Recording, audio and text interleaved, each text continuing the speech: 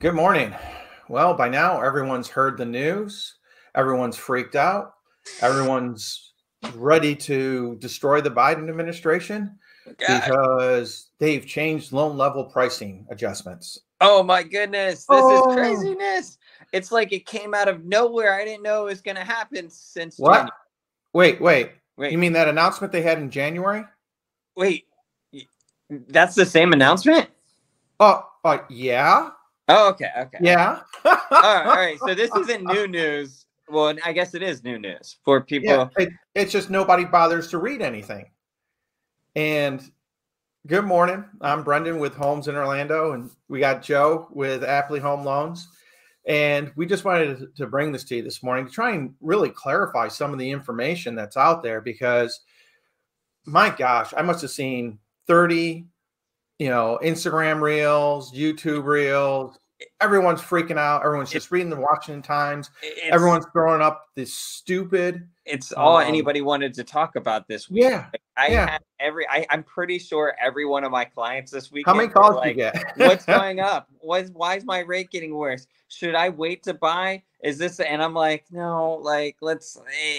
But it is. It kind of does stink. It's LLPAs, loan level price adjustments. Yep. They are going up, and they are going up across the board, right? And then there's a small contingency that went down on those LLPAs.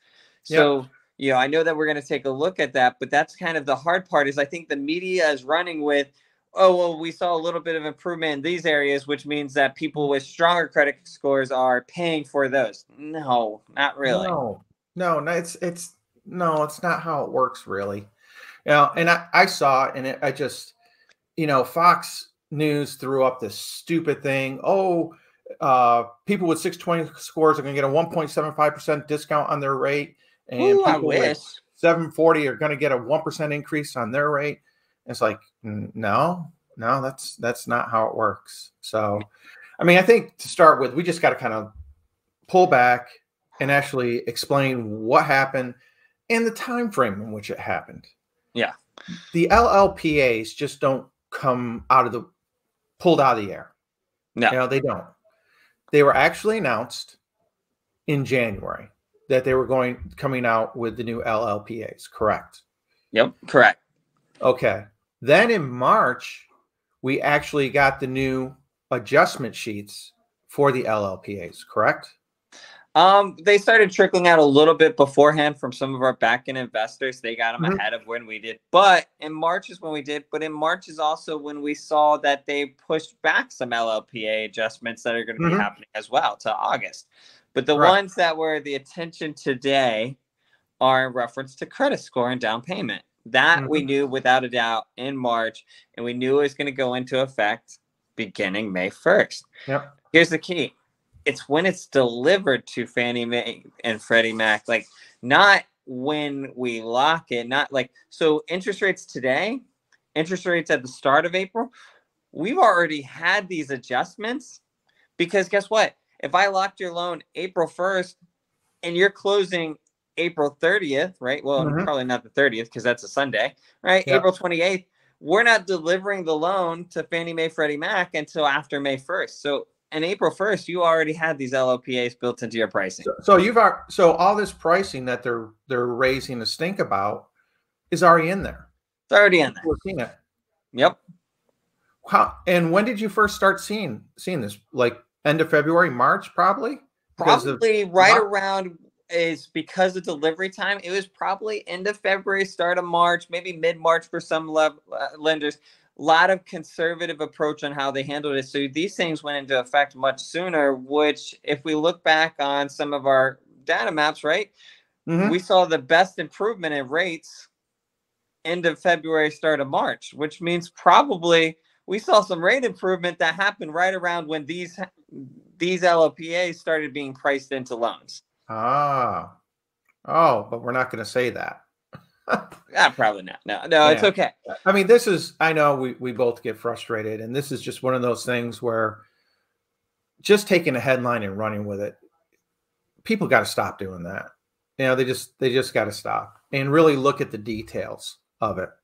Because like you mentioned, one thing they have done is the DTI, which I think affects more people these days than anything else. Yeah. They were supposed to start May 1st too, I believe, but they've been delayed to August 1st. Yep. At this time. Correct. And what's going to happen? Are we going to July 26th all of a sudden get a news article out? Oh my gosh, more adjustments coming out of the blue, da da da. Probably. I would expect something like that. Or was this such big news because of some other turmoil going on into the marketplace and they wanted to kind of have our attention in one area than the other? I don't know. I'm not going to get into conspiracy theories. You mean like the 11 banks that got downgraded by Moody's? Well, that's a pretty big one. You know, where's that news? Not important. Yeah, maybe another possible bank run in the next couple of weeks. I don't know, but we had some changes. Yeah, but overall, it's just let's look at the actual adjustment sheet. This is the actual adjustment sheet that you're going to be using for delivery of loans. And they did this as a heat map, right? So a heat map. It's kind of this is the actual adjustments that we have, the actual loan level price adjustments. So it's not, we've been seeing a lot of heat maps that are like, this is how much worse it's gotten or better from the old one or the new one. These are the actual LLPAs that are on these rates, right? So if you have I don't know, what is that? A sub 639 credit score. So your credit score is bad. Yeah. And you're putting 75 to 80% down. You're paying 2.750. And there's into loan level price adjustment. So when we say paying, that's being built in the pricing. So the pricing, the cost for that rate is worse. You may not be paying that out of pocket. It might be a higher interest rate or something of that sort. But you can see that the areas that are the worst, right, are the darkest red, and then the best are green, right? So your green is going to be low loan to values, right? Yeah. Like, and then the green is actually where there was like no adjustment or positive adjustment. Red is where it got worse from previous, and yellow it's kind of basically stayed the same. So if you look, like you mentioned, if you look at 640 and you're putting, say, 75% down, you're at 2.75.